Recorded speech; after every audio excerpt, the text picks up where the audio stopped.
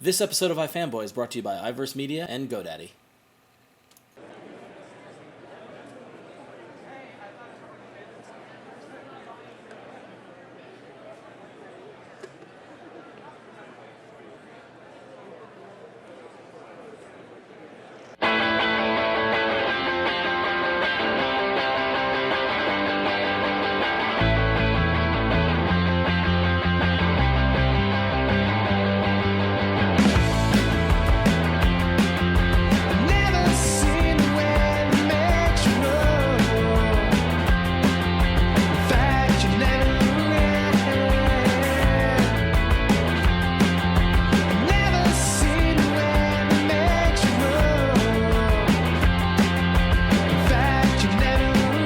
Hey, welcome to another episode of iFanboy. I'm Ron, and I'm here with Gordon the Intern. It's Gordon the Intern, everybody, back from a long hiatus. Hello. Josh and Connor couldn't be here out in sunny, rainy Seattle for Emerald City Comic Con, but we're here. Freezing cold Seattle. Yeah. I think. It's been a little chilly, but it's nice. There are a ton of great creators of this show. I really love the show. It's a smaller one. It's a lot of fun. A lot of people to talk to, so let's get to it. All right, I'm here with Mark Waid. How you doing, Mark? Good, sir. How are you? I'm doing well, So you are the editor-in-chief of Boom Studios. Yep. So what does that entail? I know a lot of people followed you from Kingdom Come, all your other work, and we took that editor job. Some people were like, oh, that's cool. So what are you doing at Boom? Well, I mean, I still get a chance to write plenty of stuff at Boom, but on a day-to-day basis, it's really sort of overseeing the other editors and sort of charting an editorial process for the company, like trying to look at the big picture. What are we going to be doing 6 months and a year down the line, and making sure that our books are, you know, in terms of quality, comparable, if not better than everybody else's out there. And so far, it's going really well. Right. And Boom's an interesting indie publisher because they've got some original stuff, but then you've got some licenses. Yeah. How does editing licenses different from original comic work? It's more painful, but it's the benefits are very strong. Like the Pixar stuff that we're doing, the partners that we have on the licensing end of that are very generous toward us, and they also understand that what we do is not what they do. Like they say, just do your comic because we bow to your knowledge of how to do comics, right. And so they've been great. So the Pixar, the Muppet stuff has ordered in at like half again what we thought it would order in at. So that's going really well for us. And the Farscape has been one of the best-selling books we've done at Boom. The Farscape book, not the Farscape, the Star Trek. Yeah, and so far that stuff's going really well for us. So do you find people read the licensed books and then discover more of the other titles that you guys have? That's the goal. I mean, we want to hook them in with that. If you know Eureka, maybe you can read the Eureka comic, but there's plenty of advertising in there to lead you to, if you like this, try this other stuff out. Right. So, and that's going really well for us too. So speaking of the other stuff, you got a new title that recently launched that's gotten a ton of press and positive feedback. I am really pleased with the positive feedback. Yeah, it's called Irredeemable. It's the story of what happens when the world's greatest superhero decides to become the world's greatest supervillain. Right. And what is that sort of dark road of villainy down? It's not an on-off switch. He doesn't just turn into a villain one day. Right. It's more the process of how do you sink down to that level? How do you go from being, Captain America to Dr. Doom? How do you go from being Superman to Lex Luthor? Right. Yeah. And it was one of the first issue recently came out, and it was one of the, honestly, I'm not surprised because you're a great writer, but the number of positive reviews that came in and just saying like this is something really special. You've done a lot of work. You did 52 a couple of years ago. It seems as if you've taken some time away from superheroes. Yeah. Is this a kind of a cool book to come back to superheroes with? Yeah, it is because it's still at heart a superhero book, but it has. I think people are going to be surprised as they go on that it's not the violence porn that maybe they thought it was going to be. There's still some heart to it. I don't think I'm really capable of writing anything that is just like slick and opportunistic and not about heart. Like at the end of it, that doesn't have some sort of message of hope to it. Right. But still, the name of the book is Irredeemable, so I wouldn't look for a whole lot of hope in it. Right. So is it a mini or is it an ongoing? It's an ongoing series. Yeah. I can see this going for quite some time the way we've built it. Cool, excellent. And you've been doing some stuff over at Marvel too. You've been doing some back to Spider-Man stuff. So how does that work? Coming, signing up to be an editor-in-chief of an indie book and coming back to Marvel. Well, it's a nights and weekends job. But that's convenient. I'm working for Marvel on the nights and weekends. Exactly, yeah. And Boom was always really good about it. The idea is that, a rising tide floats all boats. Like if I can get publicity for doing some of the Spider-Man stuff, if I can get attention for doing some of the Spider-Man stuff, it gives me a chance to mention Boom. Or another good example is I'm doing a book called Batman in Barcelona, which comes out in May, I think the end of May, and it's being published in Spain and America and all over Europe simultaneously. And and that took some time away from my day-to-day Boom stuff. But at the same time, that means that they're flying me over to Barcelona, and I get to talk about Boom to an entire new nation. I get to talk to Boom about Boom to an entire new country and visit foreign publishers and talk to them about what we're doing. So it all works together. Right. So there's so many independent publishers, and there's so many people who are trying to make it in the comic industry. You're one of the veterans. What kind of advice do you have for a fledgling publishing company or a creator who's trying to make it?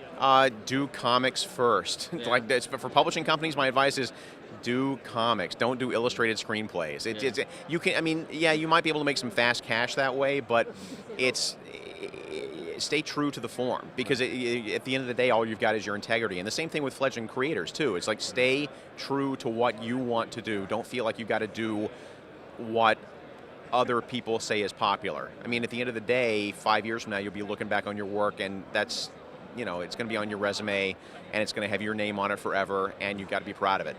A bad comic that you do with your name on it will stay in print forever, and you will never be able to shake it. All right, so I'm here again with Rick Remender. How you doing?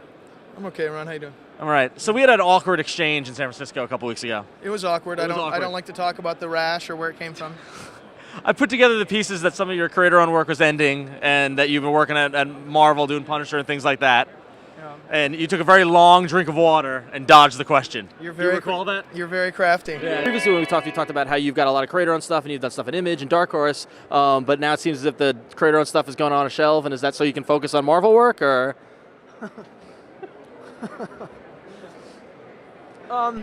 This is intense journalism right here. Yeah. So yeah. here we are at Emerald City Con, and lo and behold, big announcement. Rick Remender's exclusive to Marvel. I am exclusive to Marvel. Yes. How did that come about?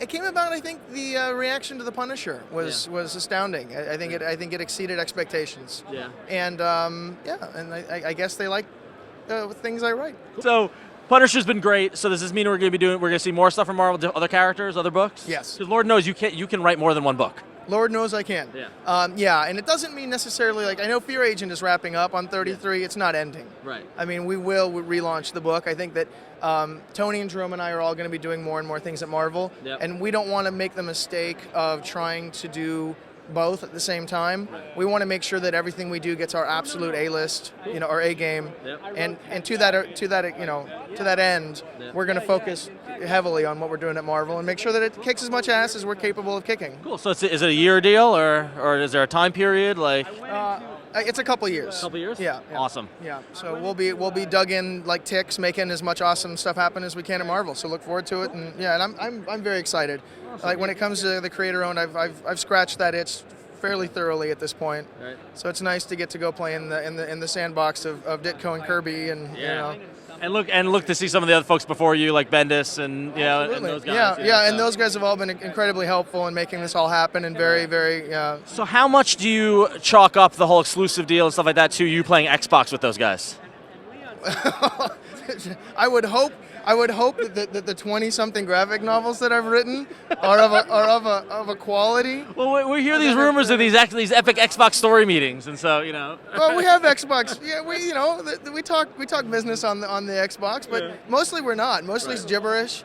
Mostly we're insulting one another. I find that hard to believe. Those guys seem to be all business. Oh no, we talk business once in a while, but it gets boring. Who wants to sit around and talk about comics? Right. No, we talk about mostly other stuff. But it's also nice to have a group of guys when you're at your house. It's the only social time I get some days. Right. Where it's like I've been writing all day, and I used to read to relax when I was an artist, and I can't do that anymore. Right, so now you kill zombies. And now I go and kill Nazi zombies, and it's a noble thing. It is a noble thing, yeah. And if it was because of my Xbox playing, I would like to decline. In fact, I quit comics at that point. So, Gordon, Yo. You're back on the show. Yes. I don't know, and if you saw, without you, we had to get Paul and Mike to on the show. Amateurs. Didn't go so well. No. So what do you got first? How are you going to show them how it's done today? Yeah, I mean, I'm going to show like how an intern actually steps up and does their job. It's not just about carrying stuff. I mean, there might be interviews. There might be signing waivers. Without Josh and Connor, I can't be on camera all the time. I've got to do other stuff. So. I'm here. I'm talent. Okay. I'm here. I'm ready to roll. So we got a whole crew for you, and you're going to go off and hit the con and get some good interviews. Yeah, there's a whole lot of creators, a lot of art. There's a lot of great people here. You got stuff lined up, right? Yeah. I made some calls. You're producing? Yeah. Yeah. Yeah. All right. So. I'm excited. I'm excited for this. No, I know. I'm up to the challenge. I've been away for a little while, and I'm ready to jump back into it. So. All right, well, take the mic and go for it. All right. See All right, ya. good luck. Thank you. I'm here with Ivan Brandon. How you doing? Good. How are you doing? I'm doing all right. So, over the past couple of weeks, one of the most buzzed about books is Viking from Image Comics, written by you. Written by, yeah. So for those who haven't heard about it, what's the story of Viking? Oh boy, Viking is a crime comic. Basically, if you look at it from the context of, say, a season of The Sopranos, you basically have these two young Viking criminal entrepreneurs who want to make a name for themselves in the world of Viking organized crime, and basically looking to get attention. And Viking is about what happens when sometimes the attention you get isn't necessarily the attention you want or the attention you think you will get, and big ugly actions to get to where they need to get. And Viking is basically, the book is about the consequences of those actions. Right. So it actually takes place in Viking times, Yes. Right? So have you gotten a lot of comparisons to Brian Wood's work with Northlanders, or are you? Yeah. We started out putting the books together at about the same time, and we've been aware of each other the whole time. I think cosmetically, I think people will see similarities in that I think we were both trying to do a very non-genre looking thing, a sort of a more progressive, designy kind of thing. But we're also very, very different writers, so I think I'm pretty confident, he's pretty confident that we're going to have two unique and good books on the market that people can buy both. So I think it's. I've said my little sort of go-to slogan on this is, I think if there's a market that can support two Viking period books, I think that's an amazing time for comics. So Yeah, true. So how hard is it to get into the mindset of a Viking? I mean, like, did you do a lot of research for it, or is it, do you have Scandinavian roots? No, not at all. No. I'm a fully Latin-blooded man, but I approach every kind of character, be it a sci-fi character 2,000 years in the future or a Viking character in the past. It's all character. I mean, I think that the motivations for the basic primal motivations for almost any character are very similar. They're trying to get the girl, they're trying to get success, they're trying to get to whatever. And my goal in any of these things is to go and sort of wind through the trappings of things that we aren't familiar with, but make you identify with the character that you are. So the characters are very much, I mean, obviously, not everyone who reads the comic is trying to be a criminal mastermind per se, but otherwise, the basic desires to succeed, to be respected, to have luck and love, or whatever, those are very, very basic things. And for me, everything I do is always about that level of character. So it's what ends up becoming. The differences between trying to figure out that character versus trying to figure out a robot character are not so much based on the period or based on the outside world so much as how those characters differ, how any character, in 10 groups of 10 people, a group of friends of 10 guys, each of those guys is going to have their quirks. And to me, all of these guys could inhabit the same space, but they would all have their quirks, and it's more about their personal stuff than it is about the world of the Vikings. Cool. So a couple weeks ago at the Comics Pro show, this was the book that everyone was talking about, and now the first issue is sold out to retailers. It hasn't even come out yet. Yeah, we had a really crazy. I was actually, honestly, I'll be honest, I was a little nervous about. We got the book in a couple days before taking it over to the retailers, and you can see the book is it's a different format. It's a little bigger. Larger, it's a larger than we did Golden Age format, and I was a little nervous with people seeing it because the market hasn't always been hasn't embraced different formats. But I mean, for us, it was a risk in the first place to do. It's a period book. It's not a large in-demand. Period drama isn't necessarily the largest in-demand stuff. So we knew it was a risk, and we figured if we were going to do it, we were going to do it as big and dramatically as we could. Yeah. So they brought it into the Comics Pro, and I started getting text messages at midnight on a Friday night saying, this retailer's bought 600 copies, this retailer's bought 300 copies, asking me if I want to do a signing in DC or in Baltimore. And it was just insane. A Friday night, I'm 3 drinks in, and I start to basically get text messages that are telling me my book is selling out live.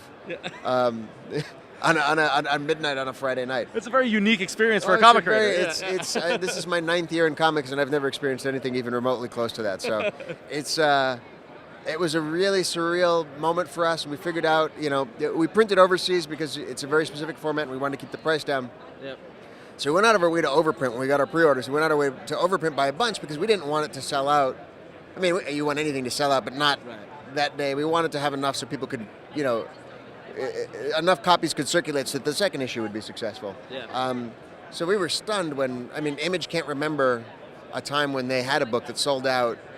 At this point now with the date, we sold out 3 weeks before the actual release date. So I do want to clarify though, because sometimes people get confused. The book is still available in stores, or will still be when it comes out on the 22nd. A lot will be available in stores. Exactly. And we pushed it back to the 22nd for that reason. We want to make sure the maximum amount of copies are in the store, so don't get scared off by the idea that it's sold out. It just means that of the initial printing, the retailers are limited to the copies that they have. 2 weeks later, there will be a second printing. There will be more copies. Yeah. But retailers that, for example, New York, the retailer nearest me, has zillions of copies, and people who are in New York should absolutely go to the store and expect to get one. But it's a crazy thing to have happened, and definitely not anything that we've expected. And we've gone to press, and now we have a very, very, very big, massive, generous overprint of the second printing, so that to hopefully meet the demand. Cool. So is it a mini or is it ongoing, or what can we expect from the future of Viking? Sort of both. It's basically it's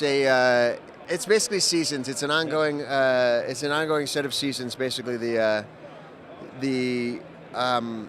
first season will be 5 issues. Okay. So we're going to have it's a very episodic thing. Each issue has a very big, very pronounced beginning, end, and beyond that, each season will have like a season finale that'll be an even bigger, more dramatic thing. At that point, we'll take a break, reconvene, and plan out and give a break between the thing. We want it to be an event each time. We don't want it to be. It's going to be an ongoing, but it's going to be something where, you get your punches and then you back off and you absorb and and hopefully are excited for the next incarnation. Continuing the Sopranos model. Yeah, exactly. No, exactly. No, absolutely. And I think, there have been a lot of complaints from people about single issue comics, that they're waiting for the trade or that they're written for the trade, and I'm going out of my way not to do that. I really want to make this something where people are rewarded for following the $3 single issue version of the thing. So I'm here with CB Cebulski. How you doing? Hey, how's it going, man? Good to see you. Doing well. So what is your official title at Marvel?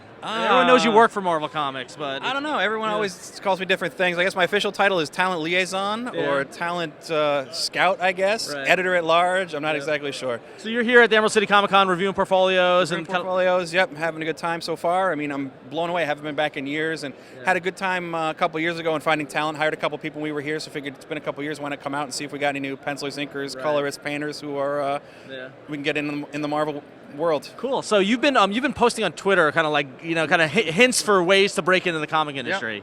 Yep. What kind of advice can you give to up and coming creators? I'm trying to use Twitter as a medium to get the word out there, and there's so many people who are doing things wrong in the way they're submitting, from the way they're setting up their portfolio to the way that they're approaching editors, sending large files, just reaching out and submitting without any kind of pre-contact. And I just think the most important thing is to be polite and be professional when you start. Don't be pushy. You got to get out there. You got to make a name for yourself, and always send editors love getting emails, love getting free stuff, love getting books, but always put a letter in. Introduce yourself, kind of reach out first before you just start flooding them with any kind of artwork or scripts or pitches, and it's a lot harder for writers than it is for artists at this point, because there's a lot of legality involved in ideas. Exactly. Yeah. So I would say always just send a letter of inquiry first. Are they open to seeing your ideas? Are they open to review your portfolios? Yeah. And then establish a relationship before you really get too crazy and start inundating them with all kinds of stuff, because that's just going to leave a bad taste in their mouth. Right. So Marvel recently had some changes to their submissions policy. Yeah, unfortunately we had to cancel our open submission policy. We were the last publisher to do so, but it just got to be too much. It was just overwhelming. So much was coming in, and so much of it just wasn't what Marvel does, or just wasn't up to the quality that we said.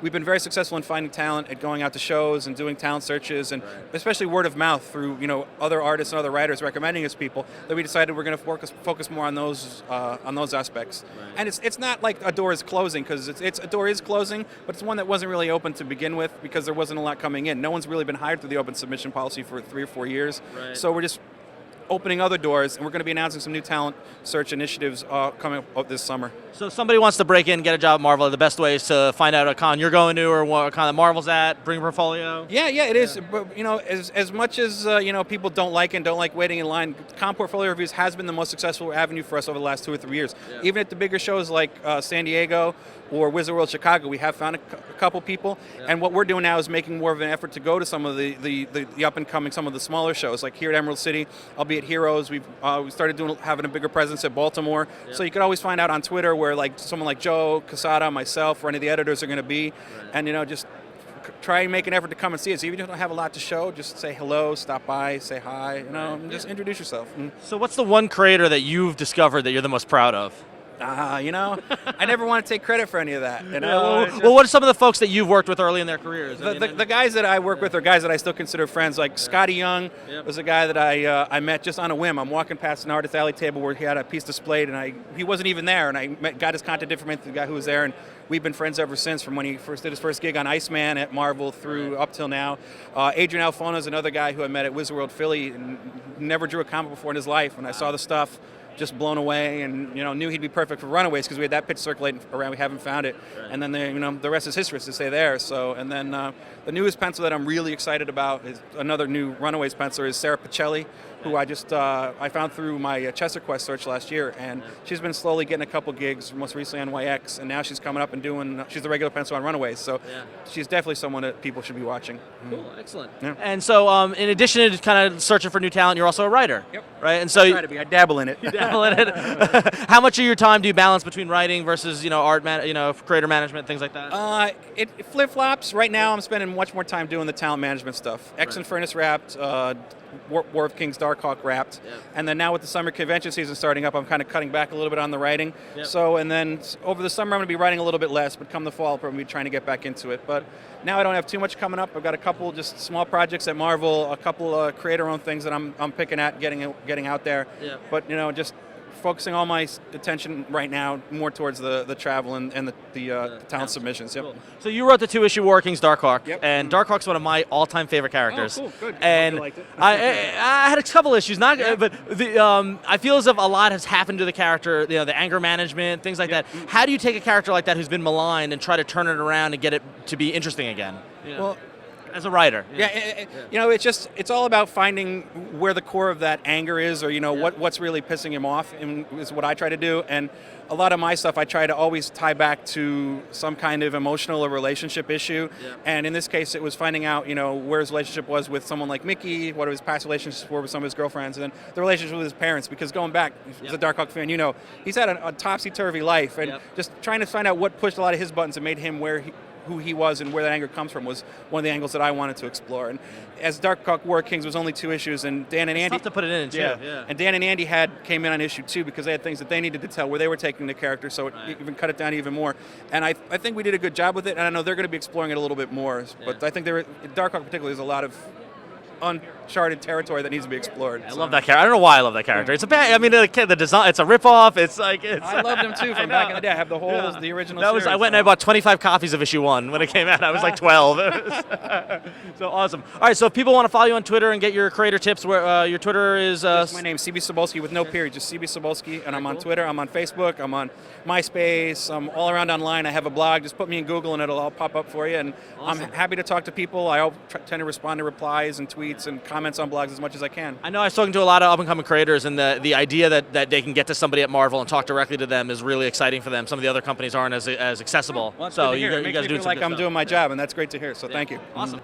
Finally, something I'm good at, the promos. This first one's for GoDaddy. Head over to GoDaddy.com for all your web hosting domain name needs. Anything you want, GoDaddy has it. Head over there, enter the coupon code iFanboy for 10% off your entire purchase. GoDaddy.com. All right, I want to take a quick second to tell you all about iVerse Media. They're making great comics that you can read on your phone, your iPhone, or your Google Android phone, whatever you want. They're bringing the digital age of comics to today. If you head over to iVerseMedia.com/iFanboy, you can see all the different comics they have available. You can get Dynamo 5 from Image, the Red 5 comics. They've got some Flash Gordon stuff. They've got an awesome Star Trek countdown series that ties into the movies that are coming out. So head over to iVerseMedia.com/iFanboy. And if you sign up for their updates, you can be entered to win a $50 gift certificate to the iTunes Music Store or the Android App Store. These comics, most of their first issues are free, and after that, 99 cents per issue. So it's really cool. I've got it on my phone. Josh and Connor and Gordon got it on their iPhones. You can't get enough of it. So go to iVerseMedia.com/iFanboy. All right, I'm here with Matt Kindt. How you doing? Good, how are you? Good. You enjoying the show? Yeah, good show. So one of the books that I heard the most about in 2008 and seemed to make everyone's top lists was your book, SUPERSPY. Yep, Yeah. I guess. Now, I heard that. Yeah. Now, was that when it came out? You know, it's not a traditional kind of comic book. How does it feel to have so many kind of such critical acclaim and so many people liking it in the world of comics? It's great. It really feels good because I've been doing comics for like 5 or 6 years, and that was the first book where I felt like I really broke through. Where I was always getting sort of the top shelf indie sort of fans, just because I'm at the top shelf booth, you know, and just by virtue of that, they pick up the book. But that was the first book where I was getting like readers from all over, you know. Yeah. Everybody that reads Marvel and DC, like librarians liked it. Right. Like everybody was liking it. So it was fun for me to do a book that I was finally getting like every kind of comic fan, you know. Right. And so for those who haven't read it yet, it's a story of it's kind of World War II kind of spy kind of novel. Yeah. It follows like 5 or 6 characters during World War II. And each chapter is sort of its own little self-contained story. Yeah. And then as you go along, you see, well, this character that never meets this other character has really had an impact on their life, even though they've never met. And so it all sort of ties together at the end. It's reading it was super complicated to read and understand. Drawing it and writing it was it hard to weave all those characters together? Or? No, you know what? I had this idea for these characters, and so they sort of, it sounds like a cop-out, but it sort of wrote itself in a way. Like I knew what the characters were going to do, and I knew where they were going to end up, and everything in between was just sort of the fun stuff I made up as I went along. Cool. So you've got a new book coming up with Dark Horse, right? Yeah. 3-story. 3-story. And so what is that about? What can you tell us about it? Yeah, it starts out in the 40s, and the kid is born, and he starts growing, and then by the 50s and 60s, he's 3 stories tall. Oh, so it's literally 3 stories, like a height thing. Yeah. So he's just That's an interesting play on words. But the other part of that is that it's split into 3 sections. So story 1 is the story of his mother as he's growing up, and story 2 is from his wife's point of view before he's gotten super huge. And then story 3 is his daughter trying to track down like what happened to him and what he did and what his life was about. Yeah. And are you following the same kind of format that you with SUPERSPY, or is it going to be a little bigger or smaller? I think it is. It's the same size. Yeah. It's going to be hardcover and full color. I painted the whole thing this time. So. Oh, wow, painted. Yeah. That's awesome. So you're one of the creators who are kind of leading the charge on the OGN kind of front, you know, instead of going the traditional issues and that sort of thing. Yeah, I never really thought it in the issue format or like the floppies or whatever. I didn't have the opportunity to ever do it, so I've always done graphic novels, and it's just kind of how I think. So. Yeah, cool. So with SUPERSPY getting so much kind of critical acclaim, now Dark Horse, and you've got some work, you know, are you getting tons of offers? Like everybody want to work with you now? Yeah, it's funny because last year a couple of editors came by from different publishers, bigger publishers, and I was like, hey, I got a great Black Widow story. Yeah. And then and so I may be doing. Cool. Like that. So you've got so you're into the superhero books and I do. Like I grew up with that stuff, and while I don't do that as part of my profession, I still enjoy it. Like to me, it's more of like a nostalgia thing. It's like I grew up with those characters, and I don't know, it's fun. Cool. All right, I'm here with Jeff Parker. How you doing, Jeff? Hello, good to see you. All right, so this is a bit of a local con for you, right? Yes, it's a 3-hour train ride for me. Not bad. Nice. Yeah, no flights. So a nice big train. You can plug your computer in and work. Oh, wow. Good. Riding on the way.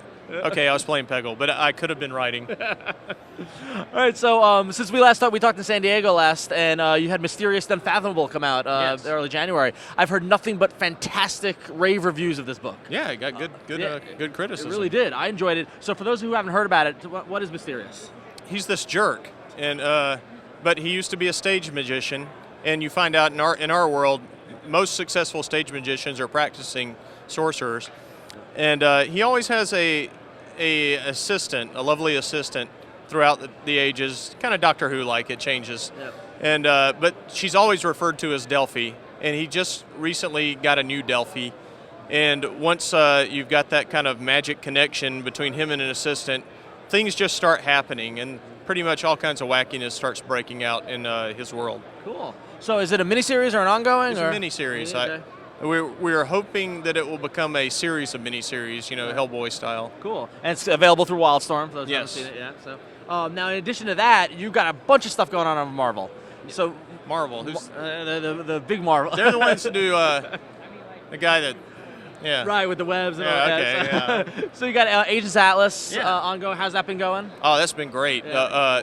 It seems like we've been tacking on some more readers every month, which is nice. I couldn't be happier with the art. Like Carlo Pagulayan and Gabe Hardman are just knocking it out of the park. It's that's a lot of fun, and I've written way ahead on that. I'm trying to make sure I get everything done. Like I just wrote number 8 this week, where they fight someone. Well, they're really integrating. I mean, they're really integrating into the general Marvel universe, which is kind of cool to see because it's different kind of characters and. Yeah, and we've got our kind of built-in thing where since they have to pose as villains. Pretty much that guarantees they're going to fight everybody they run into. It's convenient. I don't have to think anymore. It's going to be a fight. So, in addition to Agents Atlas, you recently relaunched the Exiles book. Yes. How's that been? Because that's a bit of a weird kind of. It's an X-Men book, but not. It's an alternate universe book. Yeah, I've been trying to figure out what it is too. It's what I'm really treating it like mostly is Lost. Yeah. I think everybody really liked that there was a big, deeper mystery that they didn't.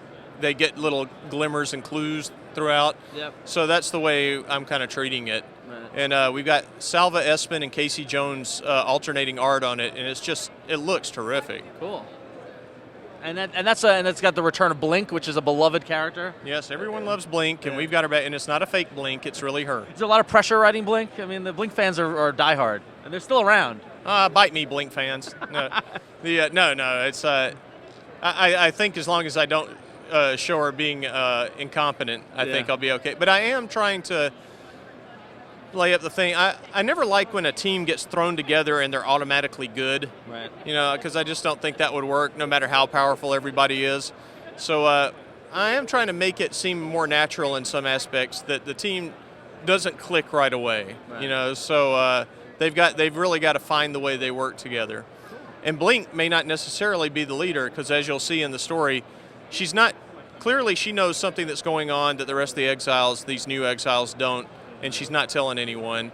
So you just kind of follow and watch her closely and see if she leaks anything. Cool. And you're also working on the Hood book, right? Yes. So that's a character created by Brian K. Vaughan, Yeah. kind of fleshed out by Bendis over the past couple of years. So I've changed my name to Brian Parker so that I could officially write Parker Robbins stuff. I really think that's the only reason I got the job. I think they were just like, this is Parker Robbins. Who are we going to get to write this Parker character? Parker. It's convenience of the name. It just, it's just a mnemonic. But that's a lot of fun because, kind of like with Mysterious, I don't have to worry about anybody being noble. It's like, good, I can just write creeps. Right. And that's really refreshing after writing heroes all day. Right. Now, how hard is it to write a book about the Hood and worrying about what Bendis is doing with him in Avengers and that sort of thing? Because that character's popping up here Yeah, I have to bother Brian every now and then, get my little letter in the queue. Brian, can I say this? Blah, blah, blah. What are you doing? And stuff. But as you'll see, the series is set a little bit before the rest of the Marvel Universe events happening, like a minute before. Okay. Because some things will happen that we don't want to step on with ours. So we're going more for just his personal life, bringing him back to being the Parker Robbins character who also has now, before Brian Vaughan had him with a pregnant girlfriend, now he's got a kid. Right. And there's all this stuff like, how is he juggling this? And, the Sopranos gets brought up a lot when people talk about it. And so we're not ignoring that. It's like, how are you a gangster and a family man and all this other stuff? Right. He justifies a lot of things. Yeah. He's like a lot of people who, I don't know that he thinks he's doing good, but he doesn't think he's as bad as he is. Sure, he thinks he's doing it for the right reasons. Yeah. Or it's just the kind of life he knows. Yeah. I'm here with George Jonti. How you doing? Hey, how are you? Good. You good? Nice. Sorry. Good to meet you. I was going to shake the microphone, but that would be weird. So you are the main artist on Buffy the Vampire Slayer from Dark Horse. Mm-hmm. Buffy has a ton of really loyal fans. Was it kind of intimidating to start doing this book knowing that they'd all be buying it? I had no idea because I wasn't a fan beforehand. So I caught on to this after the book came out. Yep. And it was totally by surprise. It was more of a whirlwind than I ever thought, and I didn't understand what the fan base was until I got involved with it, and I was overwhelmed. And the sales speak for themselves. Everybody was still wanting Buffy, and it sold like gangbusters. It's one of those special books that bring people into comics. And so, you know, like they don't normally read comics, but they like Buffy, so they go and pick it up. That's what I've heard more than anything else, is that this was a book. I don't read comics, but I love Buffy, and this brought me into comics. I didn't think I could read comics. I don't know why people say that either. I don't think I could read comics or get into it. It's like I can't figure these out. The simplest form of storytelling you can think of, and you're like, you can't get into it? But most of them said, yes, and I'm hooked, and I love comics, and subsequently have been picking up other types of comics, so that's always a good thing to hear. Awesome. So you're drawing characters that exist in the real world, these actors. Do you feel how much care do you take into rendering them to try to make them not look too much like they're real people, but also make them kind of true to the comic? Well, I try to make them as much as they look like as possible, so whether I'm successful or not, I mean, that's up to the reader.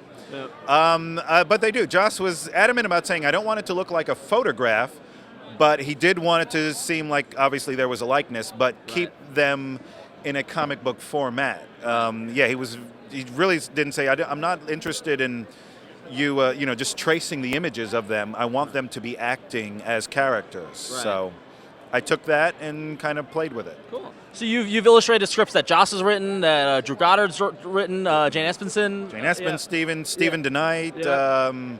Who else? A couple of other people.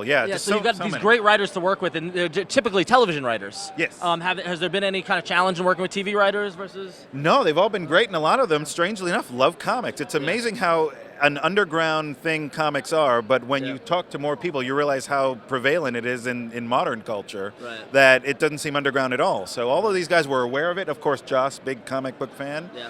And everyone who would tell me that I talked to, that I worked with one of the writers, they'd always say, yeah, Joss would sit in the writing room, and sometimes when whatever was coming up, he'd go off into a tangent about a comic book here, a comic book that. And I think Jane Espenson, who probably wasn't the biggest comic book reader, she was like, I had a really interesting education with Joss and all the comic book lore and all that from Joss, and it's just something that's just there, and it's cool, and they've been very good about it, so it's a nice thing. So when you get scripts from them, how much of the visual cues are they giving you versus how much are you inventing yourself based off the script? It's on an average. They sort of dictate as to what's going to be on the page as a whole. They give me more or less a panel breakdown, but by no means they say, are you restricted to this? This is something, if you can make the story work in 4 panels as opposed to the 5 panels we've written down, do that. Or if it needs a few more panels, do that. So they've been very free, and they understand that I'm writing the book, you're drawing the book. I don't try to step on your toes, so please, if you can make it work in a different way, do that. Cool. And so what we have to look forward to coming up from Buffy? Oh, so much, and I'd be summarily fired if I told you half of it. I know Oz is coming back, which is a big thing. Jane Espenson is writing a 5-issue arc. That'll be very good. We'll find out from season 4, I think was the last time we saw him. And we'll find out what he's been doing, what he's been up to, how he's been handling himself. From there, the whole Twilight thing is coming to a head, so that should be pretty good when it happens. Some more surprises. I know everybody was surprised when they found Buffy in bed with another woman. Yep, that was a shocker. That's certainly not the only shocker that's coming up, so I encourage people to definitely keep reading the comic book. Cool, and you're having fun drawing it. Loving it. Awesome. A great gig. Yeah. All right, cool. So did you get anything? Because I got nothing. I got Bendis and Wade, and that was it. It was. Yeah, I told you I had a bunch of stuff lined up, and I got it all. All right, great, excellent. So who'd you get? Greg Rucka. You interviewed Rucka? Yeah. Wow. Wow. You really. It was cool. You went for it. Yeah, I did. And Mike Mignola. You got Mignola? You interviewed Mike Mignola, Hellboy Mike Mignola. You interviewed him. You talked to him. And no, it's great. And Brubaker. You got Brubaker too? Well, we just had him on the show, but he's always great to talk to. Yeah, he was so excited to see me for iFanboy, and I was like, hey. So you talked to him as well. You talked to him as well. Yeah. Awesome. Yeah. That's great. So do you have the tape with the footage? Is this it? That's it. Oh, great. Can I? We need to do the show. Okay. Okay. All right. So this is all the interviews on here. Here. Yeah, I gotta go. I'll be back. All right. Wow. So that's Gordon the Intern showing how an intern produces for iFanboy. I'm excited to see this. Hey, it's Gordon the Intern here, and I'm getting ready to talk to Ed Brubaker. But he's not here. And I'm not going to lie, I really don't feel like waiting. I mean, I thought I could, but I'm just going to have to let this one go. Greg Recca. So I'm standing here with Jack from Dark Horse Comics, and how you doing? Good. Good. I might have earlier seen you walking around with Mike Mignola, and I was just wondering, could I get an interview? You do the interview? It's sort of, my job is on the line. We had some other interns that were doing stuff, and I was just hoping, I mean, you know, we have a great relationship with you guys. I thought maybe you could just do this for me. I'll call Ron and then ask him if... Does he not know that you're doing this? No, he totally knows. Like, I had it all lined up. He's great with it. You know, I'm going to have to pass on that one. All right, so I'm here with Matt and that sound check brought to you by Matt Fraction. How you doing, Matt? I'm good. How are you? I'm doing good. So you are kind of the guy at Marvel these days. How does that feel? It's not really a question, that's a statement. It is. Well, the question is, how, there are a lot of guys at Marvel right now. Yeah, but you are doing Uncanny X-Men and the newly announced Dark X-Men. You don't know what you're talking about? I don't? What was announced? What was announced? Dark X-Men coming out. Show me where there's an announcement that said Dark X-Men is coming out. Show me. I will pay you $1,000 right now. Has it not been announced yet? Show me. Show me an announcement. There is no Dark X-Men. There's no Dark X-Men? There's no Dark X-Men book that's been announced. You took a piece of promo. No, listen, you've taken a piece of promo art and you've decided that piece of promo art means there's a new book coming out. Okay, so I'm telling you, my so there's friend, no book? my dear friend, you don't know what you're talking about. There was no announcement of a Dark X-Men book, especially one that I'm writing. Okay, so what's going on with Dark X-Men then? In my read X-Men Dark Avengers this summer. Okay. More will be revealed, but so as of this exact moment in space and time, there is no Dark X-Men book, and there is no Dark X-Men book that I am writing. Okay. Now, that could all change what I'm saying right now, right here this now. moment? No announcement made. That was just a piece of art put out there with a little logo on it. Yep. Suddenly... Well, do you see how viral it gets and how people get excited about it? You came up and stated, you, a guy purporting to be with the press, look, you got the logo. Like you're a dude, like reporting live for the iFanboy network. There were no survivors. But you just made this assumption, this ridiculous leap. It's insane. My All right, well, God. educate me. So so you got the Avengers X-Men crossover coming up this summer. Read X-Men. No, not with Bendis. So my name's Matt Fraction, and I write for Marvel Comics. I wrote a book called The Invincible Iron Man, and right now we're in the middle of a storyline called World's Most Wanted, and that's going to run through 8, 9. He's not even recording. He's in the art. 8, 9, 10, 11, 12, 13, 14, 15, 16, 17, 18 through 19, and that sees Tony Stark on the run from Norman Osborn and Hammer. So after being the king of the world, he now gets to be the most wanted man in the world, and he's gradually lobotomizing himself because he's got inside his head all these important secrets that Norman wants access to, including the names of all the superheroes and the superhero registration and how to work and build and design an Iron Man suit. So that's very exciting, and that goes until Iron Man 19, and it's a lot of fun to write. And then I also write this book called Uncanny X-Men, maybe you've heard of it, in which the X-Men, recently relocated to San Francisco, are trying to make a new start on the West Coast. There's a lot of kind of different plot lines that are weaving and coming together, and this is all going to start to really climax this coming summer, and a special event, X-Men Dark Avengers, being called Utopia right now. That starts with an alpha issue, and that's me and Mark Silvestri, and that's it. Okay. And then it goes into Uncanny for 2 issues, and that'll be me and Terry Dodson and his lovely wife Rachel Dodson and Justin Ponsor coloring it, and then I'm going to be writing Dark Avengers, just me. There you go. That Mike Diodato, maybe you've heard of him, is going to be drawing, and that'll be Dark Avengers 7 and 8.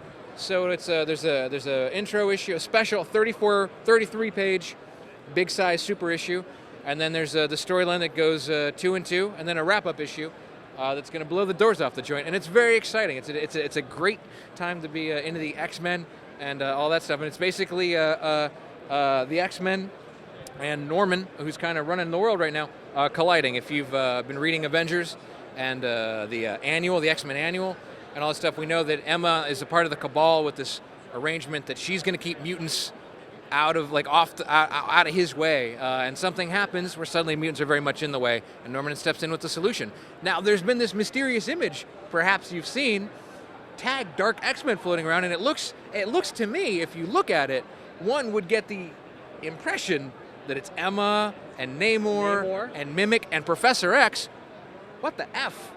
and Cloak and Dagger and Weapon Omega all like tooling around in these costumes and stuff. So With a dark it's hue. it's crazy, and it even says Dark X-Men on the promotional image.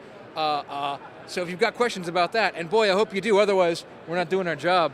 This is my my life mate, Jason Aaron. You should keep reading. No.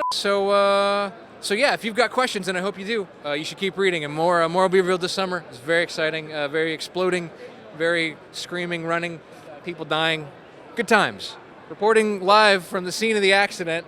I'm Matt Fraction with iFanboynews.com/podcast.org. All right, I'm here with Brian Bendis. How you doing, sir? Hi, how are you? I'm good. So this is kind of old school for you. This is no big glitzy booth or lines. This is the old school convention. No, we like it. It's just here's a little Ed and here's a little David, and just like our old Caliber days, it's just hanging out of the thing and kicking it old school. It's kicking it old school. I like it. Yeah? It's the way it should be. Yeah, exactly. Yeah. So Dark Reign, it's rolling. Are you happy happy how it's coming out? I am thrilled by the reaction. I unbelievably happy how into it people are and how into it the other writers are. Right. We throw out this idea and we say, hey, anybody wants to jump in, and you got, Jason Aaron and Andy Diggle and Hickman and Fraction and everyone just doing really great work, really inventive stuff, and and we really put it out there that what we didn't want it to be was the Norman screwing something up every. Oh, sorry. Norman screwing something up every week. Yeah. So we were thrilled that everyone came up with such unique takes on it. So. Right. The darkening of the Marvel universe is what I find it really interesting. I mean, now we just saw Dark X-Men get announced. By the way, Dark X-Men isn't in my book. I know. Okay. No. The people who want to yell about such things immediately went to my board and told me to go fuck myself, and I went, no, actually, Fraction has to go fuck himself. Well, anything with the word dark and rain or anything, you seem to be the fall guy for. Yeah, I guess that's taking the my thing this responsibility. year. Yeah. So but it's very cool. It's part of the Dark X-Men Avengers crossover that Matt's writing soon. Is that cool? They do a little crossover with Fraction and to get the X-Men Yeah, involved? well, it certainly gives us a limited excuse to stay on Xbox and bullshit, We're just looking for reasons like rationalization. No, it's a story conference. And you expense your Xbox Live accounts, right? Yes, exactly. It's all written off. Yes, absolutely. So cool. So Ultimate Spider-Man is getting ready to relaunch with David LaFuente. Yes. After the big ultimatum. Yes. So we're doing a time jump. How much of it is going to be? Because I know a lot of people loved Ultimate Spider-Man and are worried about this. No, don't be worried. It's 14 years later. Peter is still in high school. No, it's what will happen is, and I know some people saw that Ultimate Spider-Man wasn't solicited this month, right. Which is annoying to everyone and all involved. But what happened is we just wrote past Ultimatum, and we can't ship another issue until Ultimatum's finished, which is not Jeff. I see a lot of Jeff Loeb. It's a Loeb screwing you again. This one's on David Finch a little bit, and I don't mean to point blames, but I hate when someone's getting the wrong blame, right? There's a lot of things I'd like to blame Jeff Loeb for and do, but this isn't one of them. Right. Ultimatum is completely written. I read the scripts months and months ago. Yeah. It's just Finch is on his own schedule. When it ships, then we'll be shipping past. But what's cool is LaFuente, who's not necessarily a monthly guy, is able to stay on the book that much longer, or without a fill-in. And so we're stockpiling Ultimate Spider-Mans while it goes. Great. So it's me and David LaFuente. It's gorgeous, and it's coming out. I think Ed Brubaker is coming in. Dave LaFuente, you should work on a book with him. Hey, he should draw Incognito on sale now. Okay, anyway, so that's all he wanted to say was Incognito on sale now. So I love Dave LaFuente. No, he's awesome. When you did the thing, I'm like, he should draw the book, and then you said he's going to. He is. He did say that. So what? Yes. All right. He got a good night's sleep. I didn't. That's what happens. Yeah. So it's gorgeous, and we're already a couple issues in, and we're just stockpiling issues as we go. Will there be a big change in the book? There'll be a change in the status quo of the book. There'll be a change in the. Well, when everyone hears the word status quo, they get worried. I mean, because but what's cool is it gives us this opportunity to do things that I've been dying to do that I just didn't have a chance to do because of the other stories we were telling. We have invented new villains, new heroes, new characters that will be debuting that there's no ultimate counterpart to. Right. We also going to pull out some villains from the old Spider-Man 60s cartoon, which I actually think is showing on Marvel.com starting like this week. So you can check that out and see what we're doing. And there you go. So there's going to be a lot of new things that you haven't seen before because of the devastation of Ultimatum and because of the psychological damage of Ultimatum. Everyone's going to kind of have a new place in the book. Cool. So awesome. So when we last talked in Baltimore last fall, you couldn't say anything about the Powers TV show. Now more stuff's come out. Can we get an update? You know, we know the network now. Yeah, right? Powers is at FX, which is surprise, great. surprise. Well, no, I'm thrilled, and we're working on the pilot now. The pilot's not greenlit. Right. We're kind of hoping somebody remembers why they bought it and greenlights it immediately. But we're working on the pilot now, and the pilot would be the Retro Girl storyline. Ooh. So what do you have in your hand here, Brian? It's the Free Comic Book Day special issue drawn by Jimmy Chung. Yeah. Coming out in stores for free May 4th. Yeah. And I have one right here. Will I give it to the iFanboy guys? I hope so. Look at this gorgeous Jimmy Chung. I am a fan of the Jimmy Chung art. I'm a huge fan of Jimmy Chung. Look at that. Look at that. It's some good stuff. All right. I might have to steal that from you. All right, here. All right, thank yeah, you. I'm bequeathing this to iFanboy. They're very, very Oh, good. can you sign it? There you go. Yes. All right. There you go. And this is the true iFanboy experience at the con, right? All right. There you go. So finally, just to wrap up, so when can we expect some more Powers in comics? Powers will be coming out this summer. I say we're going to solicit for late summer. Yeah. What we did was we took Mike got divorced and remarried and moved to Seattle, and there was just a lot of drama in his life, and he's come forward about all of it. So I'm not gossiping on your podcast. I'm like, oh, please no. And what happened is we dedicated to get Powers up and running again. Okay. We'll have a new #1 starting later in the summer, and then what will happen is it's guaranteed to ship monthly. It's gonna stay in issues. Yeah, I wanted to guarantee that once we come back, we're back full blast. And I always felt bad that people thought that Powers wasn't important to us because it wasn't shipping as often, but it wasn't the case. It's just me and him. There's there's no one else doing it.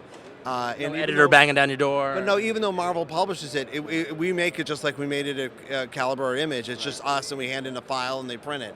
So, so now it'll come back. It'll ship monthly, and while he's working on that, I'm working on the TV show, and we're working on busy.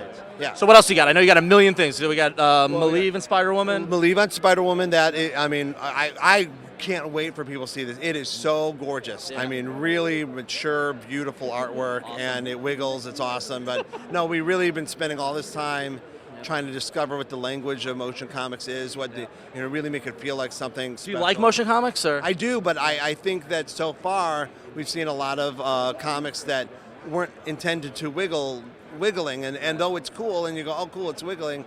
That's all you're looking at is how it's. I think it should be when you read a comic or you watch a movie, you're immersed in it. You're not thinking about how it's edited or how it's being made. You're just into it, and we want to create. And so Spider-Woman is being created specifically for the medium. That hopefully we can do that. We can just have people enjoy it for whatever the new language of motion comics is. So. Yeah. And then you got Immerman coming on New Avengers? Yeah, Immerman's going to come on New Avengers starting with issue 55, and I'm so happy about that. Is it pretty? Is it pretty? I know, yeah, and its style's going to be a little different than it's an Ultimate Spider-Man. Okay. A little more, I think he said a little more realistic, so it's going to have a nice look to it, and everything's been smooth sailing, brother. It's been really nice. So thank you for your time as always. I want to thank you guys. You guys have been really awesome to me and my friends. No, I appreciate it. Okay. And your guys on your site have been awesome, and it really doesn't go unnoticed. Well, the iFan base loves you and all your work you do, you guys and we're huge fans. So we always enjoy it. So thank you so much. Thank you, brother. All right. Oh, that's a special one. Do you know about the special? You know what's special about this? No. This is a misprint. Oh, it is? Yeah. First of all, Alex's name isn't on it, which is a huge Which is mistake. And here, I'll show you. Look at Daredevil's nose. There's a registered trademark right on it. Now, that's all you'll ever see. I know. If you go to the person you bought it from, they have replacement covers that are fixed. Okay. If you care. That is hilarious. I kept mine with the misprint.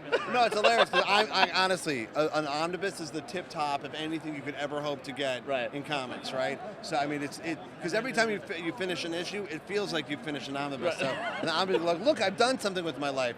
And then I went to my comic store that I go to, Excalibur in Portland, and he immediately goes, sorry about the omnibus, and I go, what happened to the omnibus? And he goes, look, and I'm like, I don't see it. And then now that's all I can see. Yeah. If you're on Twitter, listen. I'm only Brian M. Bendis. All those other guys, those aren't me. There's a guy took Bendis. He doesn't even post. It's annoying. So Twitter.com/Brian M. Bendis. Right? And follow Demi Moore. She's the best thing on Twitter. She's hilarious.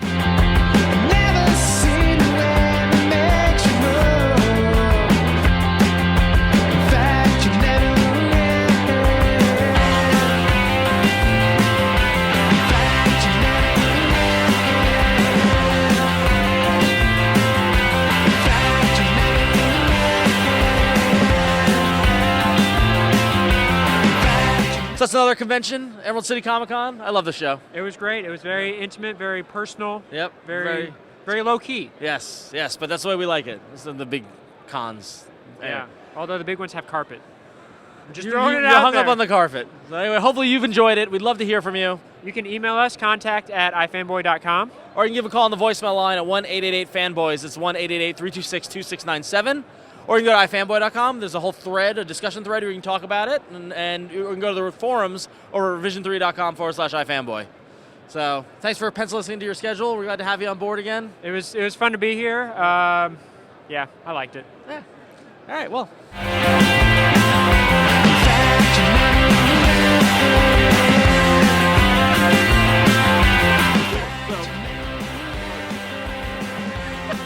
It's all day with this in front of the camera. So